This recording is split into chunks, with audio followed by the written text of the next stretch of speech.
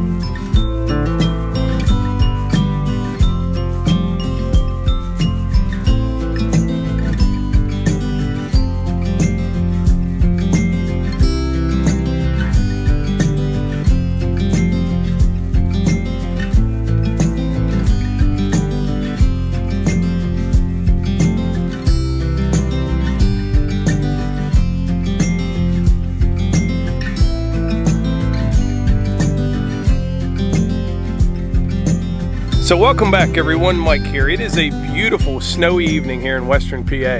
I got home from work about 10 minutes ago and I thought, you know what? I'm gonna head out in the woods, cut a load of firewood. Well, I was gonna bring the RK55 with that big firewood bucket, but underneath all this snow, it's still mud. The ground's not frozen at all, so it's pretty sloppy. And if I slid over the hill, I'd much rather try to pull the Ranger out than the RK55. But I am out here on a section of trail that I built just this past fall. That's when I had that John Deere 333G skid loader with the Diamond forestry mower. So I'm back in here pretty far and I have some firewood poles that I just set off to the side, and I figured I'd get them at a later date. Well, that later date happens to be this evening. There's a decent amount of cherry piled up right here. I'm just going to start cutting on it. It won't take much to fill the Ranger up, and at least I'll get something done this evening. And it just kind of feels good getting out here in the cold and then going back into the warm house. I really enjoy that. But take a look around here. It's just beautiful. So far this winter, all we've seen is mud. This is a lot nicer.